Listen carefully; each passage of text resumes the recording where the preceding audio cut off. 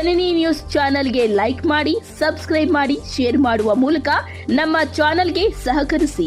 ಹೆಚ್ಚಿನ ಮಾಹಿತಿಗಾಗಿ ಸಂಪರ್ಕಿಸಿ ಹರಿಚಿನ್. ಹೇಳ್ಕೊಳ್ಳೋದಕ್ಕೆ ಇಷ್ಟಪಡ್ತೀನಿ. ನಾನು ಸರ್ಕಾರಿ ಶಾಲೆಯಲ್ಲೇ ಓದಿರುವಂಥದ್ದು. ಸರ್ಕಾರಿ ಶಾಲೆಯಲ್ಲೇ ಓದಿ ಇಲ್ಲಿವರೆಗೂ ಬಂದಿದ್ದೀನಿ. ಮಕ್ಕಳಲ್ಲಿ ವಿಶೇಷವಾಗಿ ಸರ್ಕಾರಿ ಶಾಲೆಯ ಬಗ್ಗೆ ಮತ್ತು ಪೋಷಕರಲ್ಲಿ ಕೀಳಿರಿಮೆ ಇರಬಾರದು. ಏನು ಖಾಸಗಿ ಶಾಲೆಗಳಿಗೆ ಹೋಗುವಾಗ ಮಕ್ಕಳೆಲ್ಲ ಬಸ್ಸಲ್ಲಿ ಬರ್ತವೆ, ಅವ್ರನ್ನ ಊರಿಂದನೇ ಕರ್ಕೊಂಡು ಹೋಗ್ತಾರೆ ಮತ್ತು ಅವರೆಲ್ಲ ರೀತಿ ನಮಗಿಂತ ಮೇಲು ಅನ್ನೋ ಒಂದು ಭಾವನೆ ಮಕ್ಕಳಲ್ಲಿ ಬರಬಾರ್ದು. ವಿಶೇಷ ಸರ್ಕಾರ ಸೌಲಭ್ಯಗಳೊಂದಿಗೆ ಒದಗಿಸಿಕೊಡಲಾಗ್ತಾ ಇದೆ.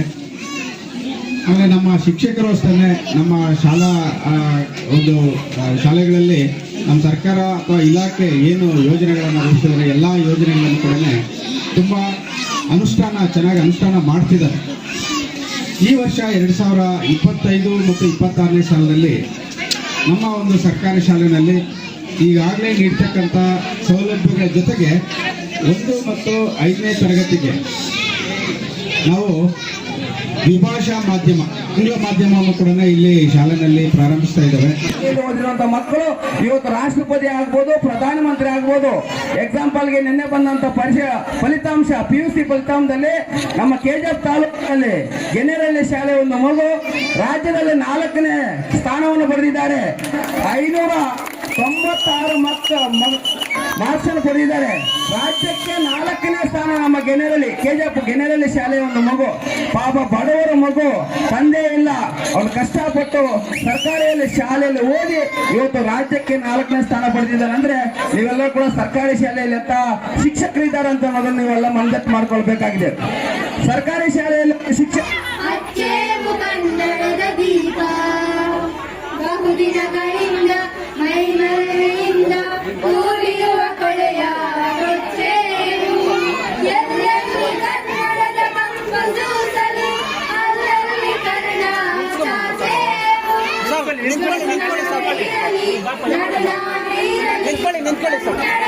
ಇಲ್ಲಿ ಓದುತ್ತಿರುವಂತಹ ಮಕ್ಕಳಿಗೆ KGF ತಾಲೂಕಿನಲ್ಲಿರುವಂತಹ ಎಲ್ಲಾ ಸರ್ಕಾರಿ ಶಾಲೆಯ ಮಕ್ಕಳಿಗೆ ಕೂಡ ನೋಟ್ ಪುಸ್ತಕ ಮತ್ತು ಬ್ಯಾಗ್ ಅನ್ನ ಉಚಿತವಾಗಿ ನೀಡ್ತಾ ಇದ್ದಾರೆ ಸ್ಯಾಮ್ಸಂಗ್ ಕಂಪನಿಯವರು. ಹಾಗೂ ಮತ್ತೆ ವಾಟರ್ ಫಿಲ್ಟರ್ಗೆ ಕೂಡ ಅಷ್ಟೇ ನಮ್ಮ ತಾಲೂಕಿನಲ್ಲಿ 150 ಶಾಲೆಗಳಿಗೆ ಕೂಡ ಈಗ ವಾಟರ್ ಫಿಲ್ಟರ್ಗಳನ್ನ ಹಾಕ್ತಾ ಇದೆ. ಕುಡಿಯೋದಕ್ಕೆ ನೀರು ಸರ್ಕಾರಿ ಶಾಲೆಗಳಲ್ಲಿ ಸಿಗ್ತಾ ಇದೆ. ಯಾರು ಬ್ಯಾಗ್ ಅನ್ನ ತೆಗೆದುಕೊಂಡು ಹೋಗೋಷ್ಟಿಲ್ಲ, ಬಾಟಲ್ ತೆಗೆದುಕೊಂಡು ಹೋಗೋಷ್ಟಿಲ್ಲ. ಇಲ್ಲಿ ಬಿಸಿ ಊಟ ಮತ್ತು ಶುದ್ಧವಾದ ಕುಡಿಯುವ ನೀರಿನ ವ್ಯವಸ್ಥೆಯನ್ನ ಮಾಡಿದ್ದೀವಿ. ವರ್ಷಕ್ಕೆ ಒಮ್ಮೆ ಬರುವಂತಹ ಕಾರ್ಯಕ್ರಮ. ಈ ಕಾರ್ಯಕ್ರಮದಲ್ಲಿ ಬಹಳಷ್ಟು ಸಿದ್ಧತೆಗಳನ್ನು ನಡೆಸಿ ನಿಮಗೆ ಸಾರ್ ಇಲ್ದಂಗೆ ಒಂದು ವೇದಿಕೆ, ನಿಮ್ಮ ಒಂದು ಕಲೆಗಳನ್ನು ವ್ಯಕ್ತಪಡಿಸೋದಕ್ಕೆ ಇದೊಂದು ವೇದಿಕೆ. ಸೊ ಈ ಒಂದು ದಿನಮಾನಗಳಲ್ಲಿ ಸರ್ಕಾರಿ ಶಾಲೆಗಳು ಅಳಿಸಿ ಹೋಗ್ತಾ ಇರುವಂತಹ ದಿನಮಾನಗಳಲ್ಲಿ ಸರ್ಕಾರಿ ಶಾಲೆಗೆ ಕರೆಸಿ ಸರ್ಕಾರಿ ಶಾಲೆಯಲ್ಲಿ ಇಂತಹ ಕಾರ್ಯಕ್ರಮ ಮಾಡಿರುವಂಥದ್ದು ನನಗೆ ಬಹಳ ಖುಷಿ ತಂದ ಇದೆ. ನಾನು ಎಲ್ಲಿಂದ ಹೇಳ್ಕೊಳ್ಳೋದಕ್ಕೆ ಇಷ್ಟಪಡ್ತೀನಿ. ನಾನು ಸರ್ಕಾರಿ ಶಾಲೆಯಲ್ಲೇ ಓದಿರುವಂಥದ್ದು. ಸರ್ಕಾರಿ ಶಾಲೆಯಲ್ಲೇ ಓದಿ ಇಲ್ಲಿವರೆಗೂ ಬಂದಿದ್ದೀನಿ. ಮಕ್ಕಳಲ್ಲಿ ವಿಶೇಷವಾಗಿ ಸರ್ಕಾರಿ ಶಾಲೆಯ ಬಗ್ಗೆ ಮತ್ತು ಪೋಷಕರಲ್ಲಿ ಕೀಳಿರಿಮೆ ಇರಬಾರದು. ಏನು ಖಾಸಗಿ ಶಾಲೆಗಳಿಗೆ ಹೋಗುವಾಗ ಮಕ್ಕಳೆಲ್ಲ ಬಸ್ಸಲ್ಲಿ ಬರ್ತವೆ, ಅವ್ರನ್ನ ಊರಿಂದನೇ ಕರ್ಕೊಂಡು ಹೋಗ್ತಾರೆ ಮತ್ತು ಅವರೆಲ್ಲ ರೀತಿ ನಮಗಿಂತ ಮೇಲು ಅನ್ನೋ ಒಂದು ಭಾವನೆ ಮಕ್ಕಳಲ್ಲಿ ಬರಬಾರ್ದು. ವಿಶೇಷವಾಗಿ ಪೋಷಕರು ಮತ್ತು ಶಿಕ್ಷಕರು ಆ ಮನೋಭಾವನೆಯನ್ನು ತೆಗೆಯುವಂತಹ ಕೆಲಸ ಮಾಡಬೇಕು. ಫಸ್ಟ್ ಆ ಮನೋಭಾವನೆ ಮಕ್ಕಳಿಂದ ಹೋದರೆ ಅವರೊಂದು ಕಂಪ್ಲೀಟ್ ಎಫರ್ಟ್ಸ್ ಹಾಕಿ ಅವರೊಂದು ಜೀವನ ರೂಪಿಸ್ಕೊಳ್ಳೋದಕ್ಕೆ ಸಾಧ್ಯ ಆಗುತ್ತೆ. ಆ ಮನೋಭಾವನೆ ಹೋಗ್ಬೇಕು. ನಮ್ಮಲ್ಲೂ ಆ ಮನೋಭಾವನೆ ಇತ್ತು. ಏನಪ್ಪ ಅವರೆಲ್ಲ ಖಾಸಗಿ ಶಾಲೆಯಲ್ಲಿ ಇರ್ತಾರೆ, ಅವರೆಲ್ಲ ತುಂಬ ಚೆನ್ನಾಗಿ ಫೆಸಿಲಿಟೀಸ್ ಇದೆ ಏನೋ ಅಂತ. ಬಟ್ ಏನಪ್ಪ ಅಂತಂದರೆ ನಮ್ಮ ಸರ್ಕಾರಿ ಶಾಲೆಗಳಲ್ಲೂ ಸಹ ಅದೇ ಫೆಸಿಲಿಟೀಸ್ ಇದೆ. ಇನ್ನೂ ನುರಿತವಾದಂತಹ ಶಿಕ್ಷಕರಿದ್ದಾರೆ. ಸರ್ಕಾರದಿಂದ ಸಾಕಷ್ಟು ಕಾರ್ಯಕ್ರಮಗಳು ಬರ್ತಾ ಇದ್ದಾವೆ ನಮ್ಮ ಶಾಲೆಗಳ ಗುಣಮಟ್ಟವನ್ನು ಹೆಚ್ಚಿಸಲಿಕ್ಕೆ. ಅದೇ ರೀತಿ ಈ ಒಂದು ಸಮಯದಲ್ಲಿ ಪೋಷಕರಿಗೆ ಒಂದು ಕಿವಿ ಮಾತು. ಮಕ್ಕಳು ಸಾಮಾಜಿಕ ಜಾಲತಾಣಗಳಲ್ಲಿ ಮತ್ತು ಮೊಬೈಲ್ ಫೋನ್ಗಳನ್ನು ಬಳಸೋದು ಹೆಚ್ಚಾಗ್ತಾ ಇದೆ. ಪೋಷಕರು ಮಕ್ಕಳ ಮೇಲೆ ಒಂದು ಸ್ವಲ್ಪ ನಿಗಾ ಇಡಬೇಕು. ಮಕ್ಕಳು ಫೋನಲ್ಲಿ ಏನು ನೋಡ್ತಿದ್ದಾರೆ, ಏನು ಯೂಸ್ ಮಾಡ್ತಿದ್ದಾರೆ ಅನ್ನೋದನ್ನ ನಿಗಾ ವಹಿಸಿದ್ರೆ ಆದಷ್ಟು ಮಕ್ಕಳ ಮೇಲೆ ಆಗುವಂತಹ ದಬ್ಬಾಳಿಕೆಗಳು ದೌರ್ಜನ್ಯಗಳು ಬಹಳ ಕಡಿಮೆ ಆಗ್ತವೆ. ಈ ಹಿಂದೆ ನಾನು KGF ಅಲ್ಲಿ ಆರಕ್ಷಕ ಉಪನಿರೀಕ್ಷಕನಾಗಿ ಕರ್ತವ್ಯ ನಿರ್ವಹಿಸಿದ್ದೆ. BRTಯಲ್ಲಿ ಒಂದು ಒಳ್ಳೆ ಪ್ರೋಗ್ರಾಮ್ ಮಾಡಿದ್ವಿ ಶಾಲಾ ಶಿಕ್ಷಕರಿಗೆ. ಒಳ್ಳೆ ಈ ಸೈಬರ್ ಕ್ರೈಮ್ ಅಫೆನ್ಸ್ಗಳು ಅವೆಲ್ಲ ಯಾವ ಥರ ಆಗ್ತವೆ, ಮಕ್ಕಳ ಮೇಲೆ ಯಾವ ಥರ ಪರಿಣಾಮ ಬೀಳ್ತವೆ ಅಂತೆಲ್ಲ ಸುಮಾರು ಸುದೀರ್ಘವಾಗಿ 2 ಗಂಟೆಗಳ ಕಾಲ ಕ್ಲಾಸ್ ಮಾಡಿದ್ವಿ. ಭಾಳ ಚೆನ್ನಾಗಿತ್ತು. ಮುಂದಿನ ದಿನಗಳಲ್ಲೂ ನಿಮ್ಮ ಶಾಲೆಗೆ ಬಂದು ಎಲ್ಲ ರೀತಿಯಂತಹ ಮಾಹಿತಿನ ನಾವು ನೀಡ್ತಾ ಇರ್ತೀವಿ. ಪೊಲೀಸ್ ಇಲಾಖೆ ಸದಾ ನಿಮ್ಮ ಮುಂದೆ ನಿಮ್ಮ ಸೇವೆಗೆ ಇರುತ್ತೆ. ಈಗ ವಾರ್ಷಿಕೋತ್ಸವ ಸಮಾರಂಭ ಮತ್ತೊಂದು ದಿನ ಬಂದು ಎಲ್ಲ ಟೀಚರ್ಸ್ ಸಮೇತ ಮಕ್ಕಳಿಗೆ ಪೋಷಕರಿಗೆ ಎಲ್ಲರಿಗೂ ಒಂದು ಕಾರ್ಯಕ್ರಮ ಮಾಡಿಕೊಡ್ತೀವಿ. ಮೊಟ್ಟ ಮೊದಲಿಗೆ ನಮ್ಮನ್ನು ಕರೆಸಿ ತಮ್ಮ ಒಂದು ಆತಿಥ್ಯವನ್ನು ನೀಡಿದ್ದಕ್ಕೆ ನನಗೆ ಬಹಳ ಧನ್ಯವಾದಗಳು. ಅದೇ ರೀತಿ ಎಲ್ಲರಿಗೂ ಮತ್ತೊಮ್ಮೆ ಶುಭ ಕೋರುತ್ತಾ ನನ್ನ ಮಾತನ್ನು ಮುಗಿಸ್ತೇನೆ. ವ್ಯಕ್ತಪಡಿಸಲಿಕ್ಕೆ ಒಂದು ಶಾಲಾ ವಾರ್ಷಿಕೋತ್ಸವದ ವೇದಿಕೆಯನ್ನು ಆಯೋಜನೆ ಮಾಡಿಕೊಂಡಿರ್ತಕ್ಕಂಥದ್ದು ಬಹಳ ಮಕ್ಕಳಿಗೂ ಕೂಡ ಒಂದಷ್ಟು ಸಂತೋಷವನ್ನು ತರ್ತಕ್ಕಂಥ ವಿಷಯ. ಯಾಕಂದರೆ ಶಿಕ್ಷಣ ಅಂತಂದಾಗ ಮಕ್ಕಳಲ್ಲಿ ಸರ್ವತೋಮುಖ ಅಭಿವೃದ್ಧಿಯನ್ನು ನಾವು ಗಳಿಸಬೇಕಾಗುತ್ತೆ. ಜೊತೆಗೆ ಮಕ್ಕಳಲ್ಲಿ ಅಡಗಿರ್ತಕ್ಕಂಥ ಪ್ರತಿಭೆಯನ್ನು ವ್ಯಕ್ತಪಡಿಸಲಿಕ್ಕೆ ಒಂದು ವೇದಿಕೆಯನ್ನು ನಾವು ರೂಪಿಸ್ಕೊಳ್ಬೇಕಾಗುತ್ತೆ. ಪ್ರತಿಯೊಬ್ಬರು ಕೂಡ ಈ ಶಿಕ್ಷಣದ ಒಂದು ಕಾಳಜಿ ನಮ್ಮ ನಾಗರಿಕರಿಗಾಗ್ಬೋದು, ಪೋಷಕರಾಗ್ಬೋದು ಇರಬೇಕಾಗುತ್ತೆ. ಸೊ ಈ ದಿಶೆಯಲ್ಲಿ ನಮ್ಮ ಸರ್ಕಾರಿ ಶಾಲೆಗಳಲ್ಲಿ ಒಂದಷ್ಟು ಒಳ್ಳೆಯ ಶಿಕ್ಷಣವನ್ನು ಸರ್ಕಾರ ಸೌಲಭ್ಯಗಳೊಂದಿಗೆ ಒದಗಿಸಿಕೊಡಲಾಗ್ತಾ ಇದೆ. ಆಮೇಲೆ ನಮ್ಮ ಶಿಕ್ಷಕರು ಅಷ್ಟೇ ನಮ್ಮ ಒಂದು ಶಾಲೆಗಳಲ್ಲಿ ನಮ್ಮ ಸರ್ಕಾರ ಅಥವಾ ಇಲಾಖೆ ಏನು ಯೋಜನೆಗಳನ್ನು ರೂಪಿಸಿದರೆ ಎಲ್ಲ ಯೋಜನೆಗಳನ್ನು ಕೂಡ ತುಂಬ ಚೆನ್ನಾಗಿ ಅನುಷ್ಠಾನ ಮಾಡ್ತಿದ್ದಾರೆ. ಈ ವರ್ಷ 2025 ಮತ್ತು 26ನೇ ಸಾಲಿನಲ್ಲಿ ನಮ್ಮ ಒಂದು ಸರ್ಕಾರಿ ಶಾಲೆಯಲ್ಲಿ ಈಗಾಗಲೇ ನೀಡ್ತಕ್ಕಂಥ ಸೌಲಭ್ಯಗಳ ಜೊತೆಗೆ 1 ಮತ್ತು 5ನೇ ತರಗತಿಗೆ ನಾವು ದ್ವಿಭಾಷಾ ಮಾಧ್ಯಮ ಆಂಗ್ಲ ಮಾಧ್ಯಮವನ್ನು ಕೂಡ ಇಲ್ಲಿ ಶಾಲೆಯಲ್ಲಿ ಪ್ರಾರಂಭಿಸ್ತಾ ಇದ್ದಾವೆ. ಒಂದು ಯೋಜನೆಯನ್ನು ಹಮ್ಮಿಕೊಂಡಿದೆ. ಹಾಗಾಗಿ ಪೋಷಕರಲ್ಲಿ ಒಂದು ಮನವಿ ಏನಂತಂದರೆ, ನಮ್ಮ ಸರ್ಕಾರಿ ಶಾಲೆಗಳಲ್ಲಿ ಕೂಡ ದ್ವಿಭಾಷಾ ಮಾಧ್ಯಮ ಇದೆ, ಆಂಗ್ಲ ಮಾಧ್ಯಮ ಇದೆ. ತಾವುಗಳು ಕೂಡ ತಮ್ಮ ಮಕ್ಕಳನ್ನು ನಮ್ಮ ಸರ್ಕಾರಿ ಶಾಲೆಗೆ ಸೇರಿಸಬೇಕು ಅಂತೇಳಿ ಈ ಸಂದರ್ಭದಲ್ಲಿ ನಾನು ತಮ್ಮೆಲ್ಲರಲ್ಲಿ ಕೂಡ ಕೇಳ್ಕೊಳ್ತೇನೆ. ಯಾಕಂತಂದರೆ ಈಗಾಗಲೇ ನಮ್ಮ ಒಂದು ಸರ್ಕಾರ PMC ಶಾಲೆಗಳನ್ನು ಕೂಡ ತೆರೆದಿದೆ. ಪ್ರಧಾನಮಂತ್ರಿ ಶಾಲೆಗಳು ಅಂತೇಳಿ ಒಂದು ತಾಲೂಕು ಶಾಲೆಯನ್ನು ತೆರೆದಿದ್ದಾರೆ. KGPV ಶಾಲೆಗಳಿದೆ. ಬಹಳಷ್ಟು ನಮ್ಮ ಸರ್ಕಾರಿ ಶಾಲೆಗಳಲ್ಲಿ ವಿಶೇಷ ಸೌಲಭ್ಯಗಳು ಸಿಗ್ತಾ ಇದೆ. ಆ ಎಲ್ಲ ಸೌಲಭ್ಯಗಳನ್ನು ಕೂಡ ಸದುಪಯೋಗಪಡಿಸಿಕೊಂಡು ಮಕ್ಕಳಿಗೆ ಒಳ್ಳೆಯ ಶಿಕ್ಷಣವನ್ನು ನೀಡ್ತಕ್ಕಂಥ ನಾವು ವಿವಿಧ ರೀತಿಯ ತರಬೇತಿಗಳನ್ನು ಕೂಡ ಶಿಕ್ಷಕರಿಗೆ ನಾವು ಹಮ್ಮಿಕೊಂಡಿದ್ದೇವೆ. ಹಾಗಾಗಿ ಪೋಷಕರು ನಮ್ಮ ಸರ್ಕಾರಿ ಶಾಲೆಗಳಿಗೆ ಹೆಚ್ಚೆಚ್ಚಿಗೆ ಮಕ್ಕಳನ್ನು ಸೇರಿಸಬೇಕು. ಆಮೇಲೆ ಮಕ್ಕಳಲ್ಲಿ ನಾವು ಇಲ್ಲಿ ಟೀಚರ್ಸು ಅಷ್ಟೇ ಎಲ್ಲ ರೀತಿಯಲ್ಲಿ ಮಕ್ಕಳಿಗೆ ಒಂದಷ್ಟು ಕಲೆ, ಸಾಹಿತ್ಯ, ಸಂಗೀತ ಈ ಥರದ ವಿವಿಧ ಕಾರ್ಯಕ್ರಮಗಳಲ್ಲಿ ಮಕ್ಕಳನ್ನು ತೊಡಗಿಸಿ ಅವರಲ್ಲಿ ಒಂದು ಶಿಕ್ಷಣದಲ್ಲಿ ಒಳ್ಳೆಯ ರೀತಿಯಾದಂತಹ ಮಕ್ಕಳ ವರ್ತನೆಗಳಲ್ಲಿ ಬದಲಾವಣೆಗಳನ್ನು ತರ್ತಕ್ಕಂಥದ್ದು ಕೂಡ ನಮ್ಮ ಶಿಕ್ಷಕರು ಮಾಡ್ತಿದ್ದಾರೆ. ಈ ದಿಸೆಯಲ್ಲಿ ನಮ್ಮ ಈ ಒಂದು ಶಾಲಾ ವಾರ್ಷಿಕೋತ್ಸವ ಸಮಾರಂಭಕ್ಕೆ ನಮ್ಮ ಈ ಒಂದು ಶಾಲೆಯ ಮುಖ್ಯೋಪಾಧ್ಯಾಯರು, ಶಿಕ್ಷಕರು ಮಕ್ಕಳಲ್ಲಿ ಒಳ್ಳೆಯ ಒಂದು ಸಾಂಸ್ಕೃತಿಕ ಕಾರ್ಯಕ್ರಮಗಳನ್ನು ಏರ್ಪಡಿಸಿ ಇವತ್ತಿನ ದಿನ ಈ ಒಂದು ಕಾರ್ಯಕ್ರಮಕ್ಕೆ ನನ್ನನ್ನು ಇಲ್ಲಿ ಆಗಮಿಸಿ ನನಗೆ ಒಂದಷ್ಟು ಇಲ್ಲಿ ಮಾತಾಡಿ ಇವತ್ತು ಸರ್ಕಾರಿ ಶಾಲೆ ಅಂತ ಓದಿರುವಂತಹ ಮಕ್ಕಳು ಈ ದೇಶದಲ್ಲಿ ಎಲ್ಲರೂ ಕೂಡ ಉನ್ನತ ಸ್ಥಾನದಲ್ಲಿದ್ದಾರೆ. ಖಾಸಗಿ ಶಾಲೆಯಲ್ಲಿ ಅಂತ ಓದಿರೋ ಮಕ್ಕಳು ಯಾರಾದ್ರೂ ಉನ್ನತ ಸ್ಥಾನದಲ್ಲಿದ್ದಾರೆ ಎಲ್ಲಿಡಿ ನೋಡೋಣ. ಆದ್ರೆ ಒಂದು ಡಾಕ್ಟರ್ ಆಗ್ಬೋದು, ಒಂದು ಇಂಜಿನಿಯರ್ ಆಗ್ಬೋದು, ಅದು ಬಿಟ್ಟರೆ ಏನು ಮಾಡೋಕ್ಕಾಗೋದಿಲ್ಲ ಅವ್ರ ಕೈಲಿ. ಆದ್ರೆ ಸರ್ಕಾರಿ ಶಾಲೆಯಲ್ಲಿ ಓದಿರುವಂತಹ ಮಕ್ಕಳು ಇವತ್ತು ರಾಷ್ಟ್ರಪತಿ ಆಗ್ಬೋದು, ಪ್ರಧಾನಮಂತ್ರಿ ಆಗ್ಬೋದು.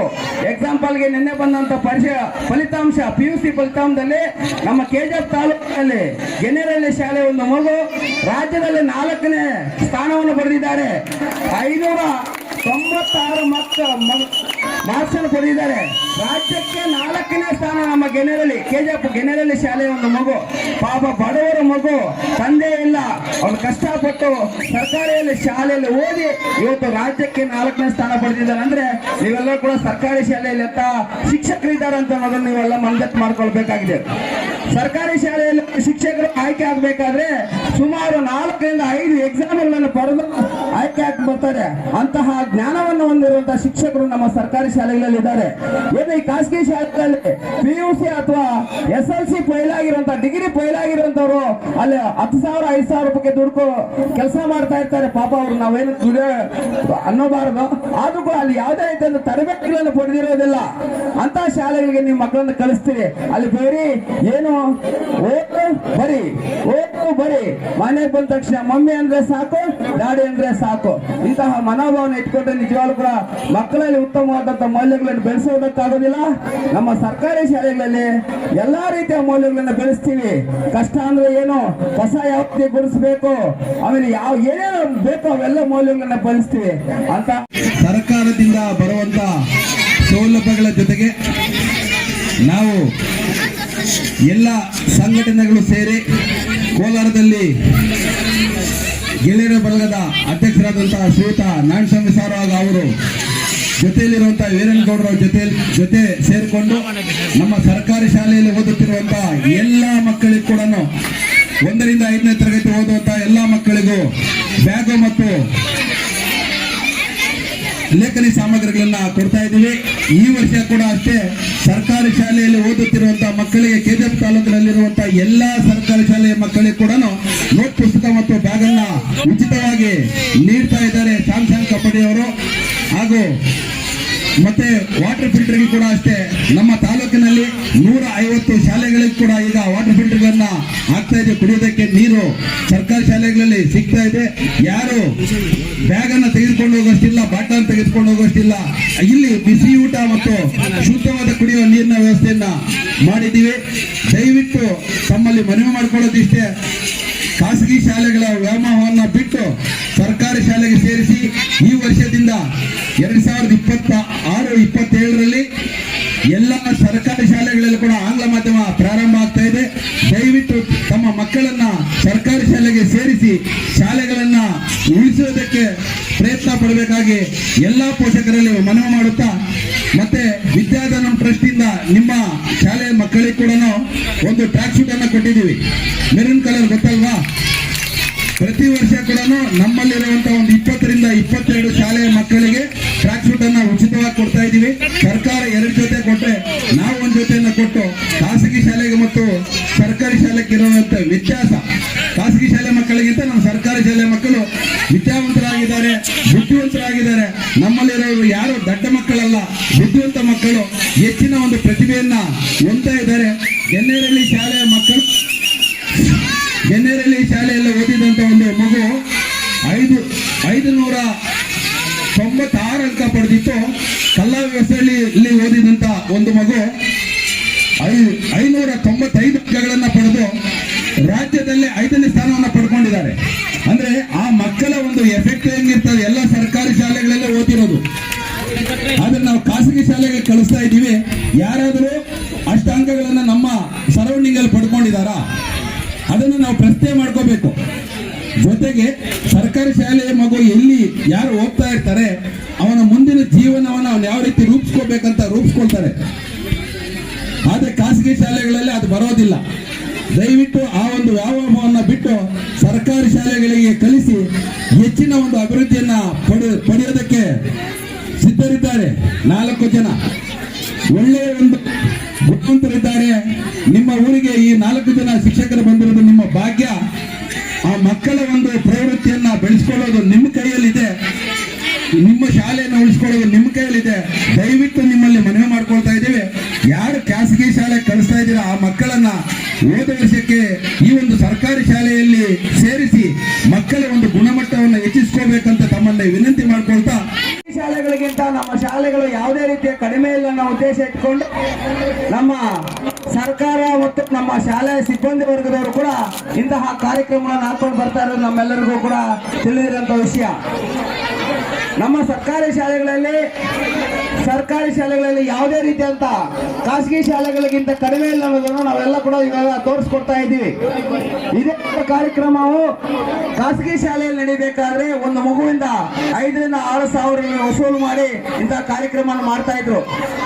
ಆದರೆ ನಮ್ಮ ಸರ್ಕಾರಿ ಶಾಲೆಗಳಲ್ಲಿ ಯಾವುದೇ ರೀತಿಯಾದಂತಹ ಈ ರೀತಿಯಾದಂತಹ ವಸೂಲು ಮಾಡದೆ ಶಿಕ್ಷಕರು ಮತ್ತು ಮಕ್ಕಳೆಲ್ಲರೂ ಸೇರಿ ಒಂದು ಕಾರ್ಯಕ್ರಮ ಮಾಡ್ತಾ ಇದ್ದಾರೆ. ಸರ್ಕಾರಿ ಶಾಲೆಗಳಲ್ಲಿ ಅನೇಕ ರೀತಿಯಾದಂತಹ ಸೌಲಭ್ಯಗಳಿದ್ದಾವೆ. ದಯವಿಟ್ಟು ಎಲ್ಲ ಮನವಿ ಮಾಡ್ಕೊಳ್ಳೋದೇನಪ್ಪ ಅಂದ್ರೆ ನಮ್ಮ ಪೋಷಕರಲ್ಲಿ ನಮ್ಮ ಸರ್ಕಾರಿ ಶಾಲೆಗಳಲ್ಲಿ ಎಲ್ಲಾ ರೀತಿಯಾದ ಸರ್ಕಾರ ಸೌಲಭ್ಯಗಳನ್ನು ಕೊಡ್ತಾ ಇದೆ. ಬಿಸಿ ಊಟ ಕೊಡ್ತಾ ಇದೆ, ಹಾಲು ಕೊಡ್ತಾ ಇದೆ, ಮತ್ತೆ ಶೂ ಕೊಡ್ತಾ ಇದೆ, ಸೈಕಲ್ ಕೊಡ್ತಾ ಇದೆ, ಎಲ್ಲಾ ರೀತಿಯಾದಂತಹ ಸೌಲಭ್ಯಗಳನ್ನು ಕೊಡ್ತಾ ಇದೆ. ದಯವಿಟ್ಟು ಎಲ್ಲರೂ ಕೂಡ ಖಾಸಗಿ ಶಾಲೆಗಳಲ್ಲಿ ಕೀಳಿರಿಮೆ ಮಾಡದೆ ಎಲ್ಲರೂ ಕೂಡ ಸರ್ಕಾರಿ ಶಾಲೆಗಳಿಗೆ ಸೇರಿಸಬೇಕಾಗಿ ತಮ್ಮಲ್ಲಿ ಮನವಿ ಮಾಡ್ಕೊಳ್ತಾ ಇದ್ದೀವಿ. ನಿಜವಾಗಲೂ ಕೂಡ ಸರ್ಕಾರಿ ಶಾಲೆಯಲ್ಲಿ ಓದಿರುವಂತಹ ಮಕ್ಕಳಲ್ಲಿ ಎಲ್ಲಾ ರೀತಿಯಾದಂತಹ ಮೌಲ್ಯಗಳು ಬೆಳೀತವೆ.